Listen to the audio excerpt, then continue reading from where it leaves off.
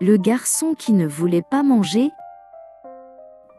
Léo trouvait que manger était un vrai casse-tête. Pour lui, les brocolis ressemblaient à de petits arbres extraterrestres, et les tomates étaient bien trop bizarres. Il préférait de loin jouer avec ses figurines plutôt que de s'occuper de son assiette remplie de couleurs. Chaque soir, c'était la même bataille avec sa maman. « Juste une petite bouchée, Léo », disait-elle avec espoir en tendant une cuillère. Mais Léo croisait fermement les bras et secouait la tête, refusant de goûter quoi que ce soit de nouveau. À cause de cela, Léo n'avait jamais d'énergie pour courir au parc avec ses amis. Il se sentait souvent fatigué, un peu triste, et il avait toujours froid. Il restait emmitouflé dans son gros pull bleu, regardant les autres jouer depuis le banc. Une nuit, Léo s'endormit et se retrouva soudainement dans un lieu extraordinaire. C'était une forêt scintillante, où les arbres avaient des troncs en cannelle et des feuilles en salade craquante. Les rivières brillaient comme du jus d'orange doré sous un ciel étoilé. Soudain, une grande carotte avec des lunettes rondes et une élégante cape en fan verte apparut devant lui. « Bonjour Léo, je m'appelle Carottène, » dit-elle en faisant une révérence. « Tu as l'air d'avoir besoin de lumière et de force. » Carottène l'emmena devant un vieux monsieur tout rond et couvert de terre fertile, le sage parmentier. Ensemble, dans cette clairière magique, ils formaient le conseil de la nourriture, veillant sur la santé des enfants qui manquaient d'énergie. Carottène tendit alors à Léo un fruit rouge qui brillait comme un rubis précieux. Léo hésita un instant, puis il croqua dedans.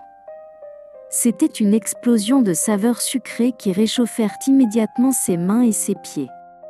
« Ton corps est comme une petite machine magique, » lui expliqua gentiment le sage parmentier. « Sans nous, ton moteur s'essouffle et s'éteint. Nous sommes le carburant précieux qui te permet de briller, de courir et de faire de beaux rêves. » Léo se réveilla en sursaut, alors que les premiers rayons du soleil entraient dans sa chambre. Il ne se sentait plus fatigué, mais rempli d'une curiosité toute nouvelle. Pour la toute première fois, son petit estomac gargouillait d'une envie de découverte.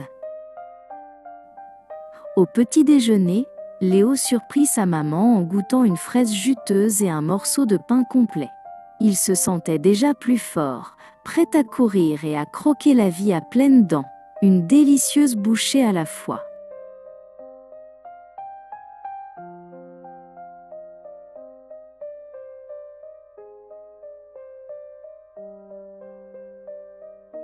The boy who wouldn't eat.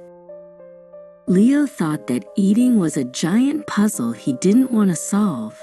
To him, broccoli looked like tiny alien trees, and tomatoes were just too squishy and strange. He much preferred playing with his robot figures than looking at a plate full of bright colors. Every evening it was the same struggle with his mom, Celine. "Just one tiny bite, Leo," she would say hopefully, holding out a spoon. But Leo would cross his arms tight and shake his head, refusing to try anything new. Because he didn't eat well, Leo never had any energy to run at the park with his friends. He often felt tired, a little sad, and he was always very cold. He stayed wrapped in his thick blue wool sweater, watching the others play from the bench.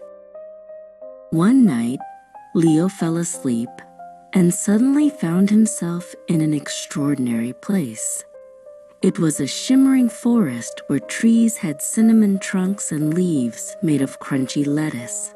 Rivers sparkled like golden orange juice under a starry sky. Suddenly, a tall carrot with round glasses and an elegant cape made of green leaves appeared. "Hello, Leo. I am Carotene," she said with a polite bow. "You look like someone who is in need of some light and strength." Carotene led him to a clearing where a round, wise fellow covered in rich brown soil sat on a throne. This was Sage Parmentier. Together, they formed the Food Council, watching over the health of children who had run out of energy. Carotine handed Leo a bright red fruit that sparkled like a precious ruby. Leo hesitated for a second, then he took a brave little bite. It was an explosion of sweet flavor that immediately warmed his cold hands and feet.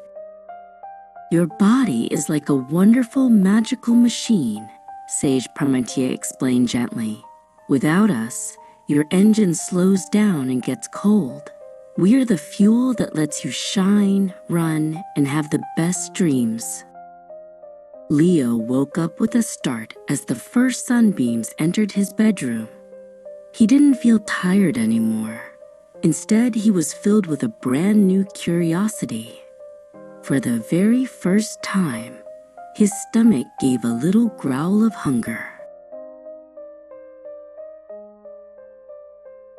At breakfast, Leo surprised Celine by trying a juicy strawberry and a piece of grainy toast.